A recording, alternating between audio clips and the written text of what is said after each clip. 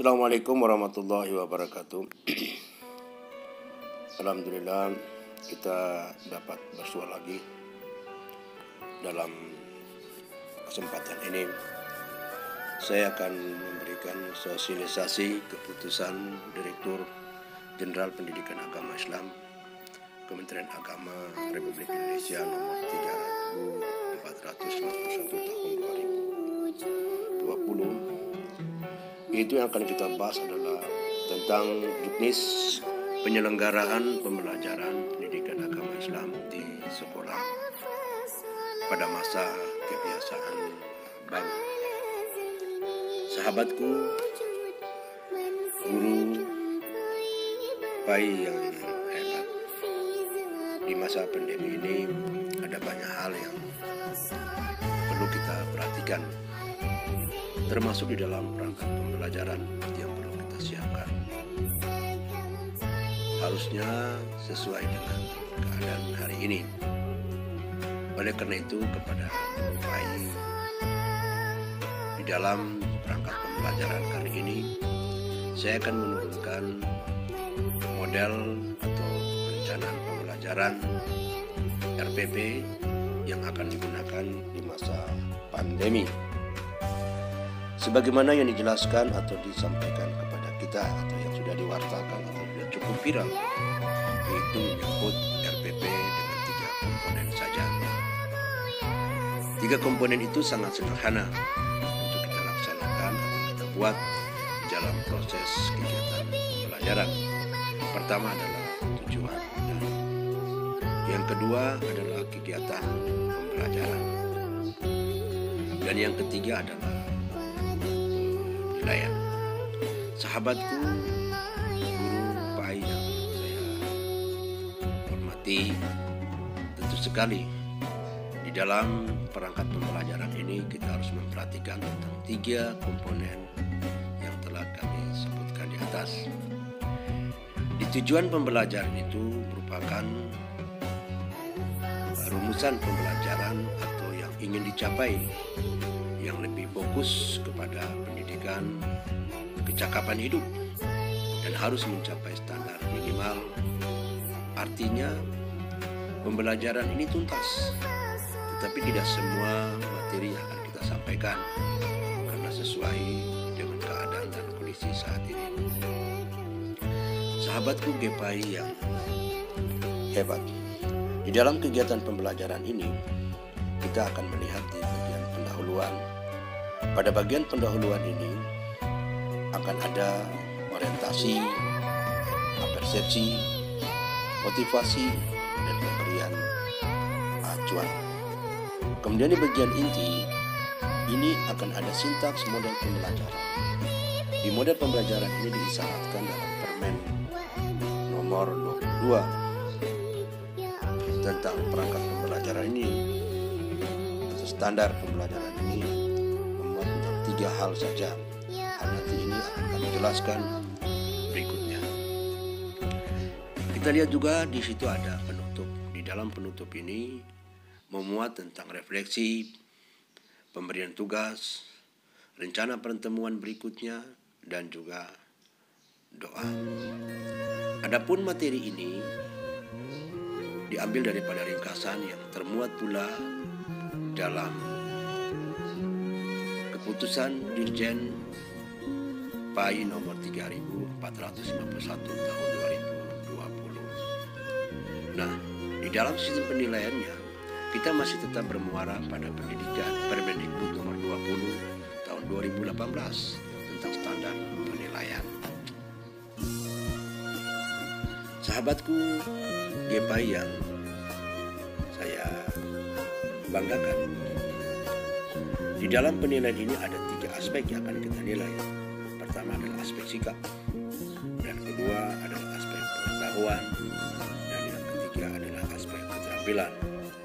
Di aspek pengetahuan ini tentu akan kita bahas nanti di termin berikut. Marilah kita lihat contoh daripada RPP daring atau RPP luring. Di antaranya kita lihat di tujuan. Di bagian tujuan ini adalah menggunakan model apa yang akan kita pakai? Model pembelajaran apa yang akan kita gunakan? Disebutkan bahwa model pembelajaran sebagaimana disyarat Permen itu nomor 22 tahun 2016 menggunakan model project learning, kemudian problem learning, dan discovery based learning. Di dalam tujuan ini juga selain memuat materi, juga pencapaian pembelajaran ini harus tergambar jelas atau terukur dalam kata-kata operasional dalam kompetensi dasar. Contoh, menjelaskan, mendemonstrasikan, mengartikan, dan juga merumuskan. Sebagai contoh, kita lihat di bawah, setelah mempelajari materi tentang iman kepada Allah, diharapkan peserta didik dapat menyebutkan, mengartikulasi, menjelaskan, dan seterusnya dengan menggunakan metode discovery based learning. Sahabatku GPAI yang saya banggakan, di dalam kegiatan pembelajaran kita akan melihat kegiatan pendahuluan. Apa saja isi daripada kegiatan pendahuluan ini? Di dalam kegiatan pendahuluan itu ada orientasi, yaitu ringkasnya menyapa, pengkondisian, ruang kelas dan sebagainya. Kemudian apersepsi, ada free test di sana. Kemudian ada motivasi, yaitu dorongan atau penghargaan. Kemudian pemberian acuan atau batasan materi. Penjelasan ringkasnya adalah di orientasi itu mengucapkan salam, doa, cek kehadiran, dan pengaturan ruangan kelas pembelajaran.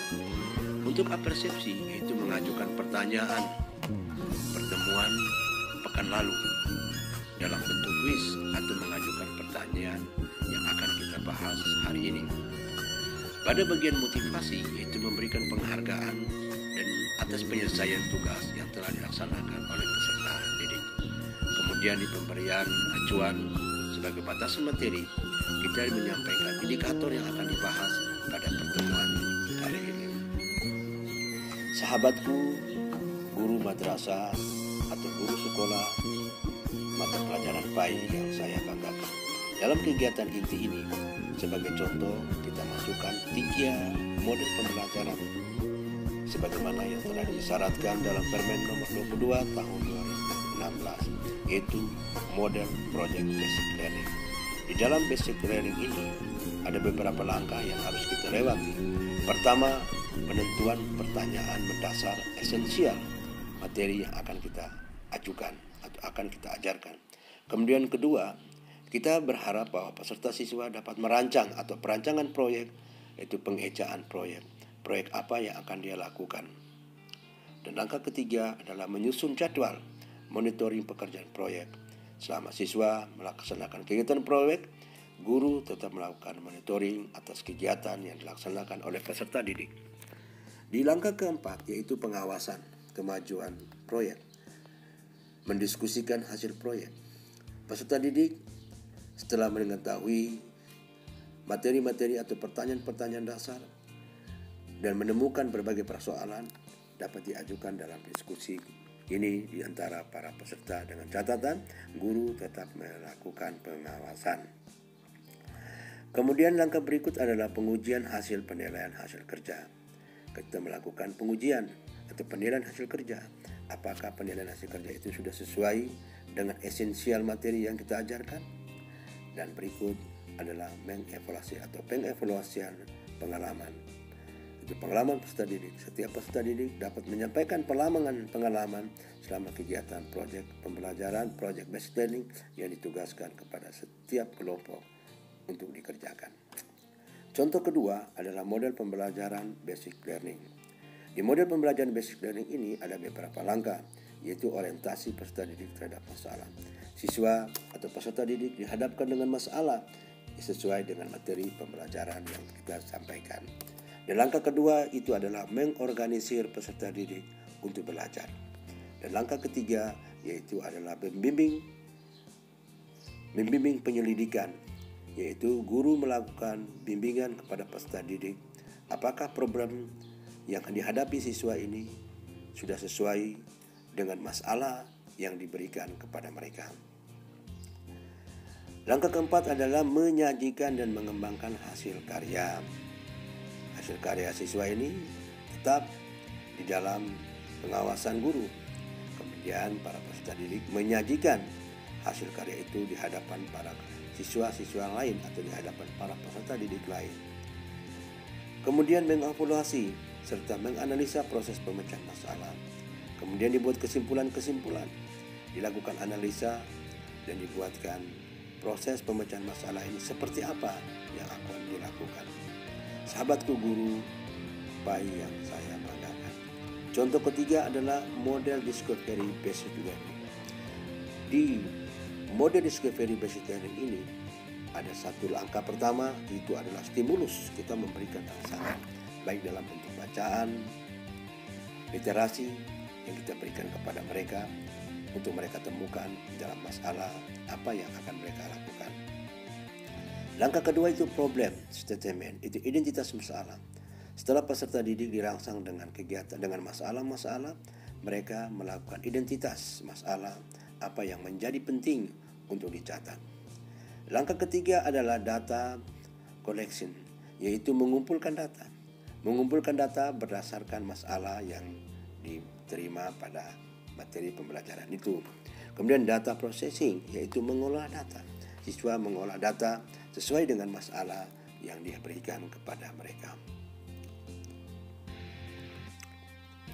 Berikut adalah verifikasi atau membandingkan atau memverifikasi. Setelah itu siswa ini membanding-bandingkan atau membuat verifikasi data yang telah diolah. Kemudian mereka melakukan kesimpulan-kesimpulan, membuat kesimpulan sesuai dengan masalah yang dihadapkan kepada peserta didik. Sahabatku guru bayi yang saya banggakan, di bagian penutup ini kita harus perhatikan ada refleksi. Di bagian refleksi ini tentu sekali kita melakukan check and recheck. Materi mana yang belum mereka paham dan materi mana yang sudah mereka paham. Di antara mereka boleh saling sharing, saling berbagi tentang materi itu. Kemudian kedua adalah langkah penugasan dan rangkuman yang kita berikan kepada mereka yang dapat dikumpulkan pada pertemuan berikutnya. Langkah yang ketiga yaitu adalah doa. Setelah selesai kita doa untuk mengakhiri semua kegiatan-kegiatan dalam pembelajaran yang telah berlangsung pada hari itu. Sahabatku GPI, inilah beberapa hal yang penting kita lakukan. Di dalam refleksi ini kita juga harus memperhatikan, kita jangan lupa melakukan post test untuk materi yang telah disampaikan dalam bentuk kuis dan menyampaikan permohonan maaf dan meminta koreksi atas perilaku selama mengajar. Tentu sekali, karena tidak mungkin kita ini selalu benar. Boleh saja di dalam pembelajaran kita melakukan kesalahan-kesalahan atau mungkin berkata kasar. Dan yang kedua adalah memberikan tugas sesuai dengan kebutuhan dan keperluan yang ada. Kemudian doa dan dalam untuk mengakhiri pertemuan. Sahabatku GPI yang saya banggakan, di bagian penilaian ini ada beberapa bentuk penilaian untuk mata pelajaran pendidikan agama tentunya, yaitu sikap spiritual dan juga sosial. Sikap spiritual ini untuk penilaiannya kita menggunakan observasi, penilaian diri, dan penilaian dari teman atau penilaian sejawatan atau penilaian antar sesama teman. Di bagian pengetahuan yang kita lakukan adalah ujian atau ulangan lisan, memberikan penugasan baik itu secara lisan maupun tertulis, dan juga ada ulangan-ulangan tertulis dan juga portofolio yang merupakan karya mereka yang dapat kita kumpul untuk diambil nilainya. Bagian berikut adalah keterampilan. Di keterampilan itu ada praktek, produk, proyek, portofolio. Penggunaan praktek, ujian ulangan praktek atau penugasan praktek ataupun produk, proyek, dan portofolio sesuai dengan materi yang diajarkan. Perlu kami catat dan kami menggarisbawahi bahwa untuk portofolio itu wajib hukumnya setiap peserta dan setiap individu harus melaksanakan, walaupun dalam praktek mereka tidak lakukan, ataupun produk dan proyek, namun portofolio itu adalah wajib dalam penilaian. Terima kasih buat sahabatku GPI dalam paparan materi ini. Semoga kita semua dapat memahami. Jika ada kemauan tanpa kesungguhan, keletihan akan menerpa badan kita dan pikiran. saya Rifai mungkin. Assalamualaikum warahmatullahi wabarakatuh.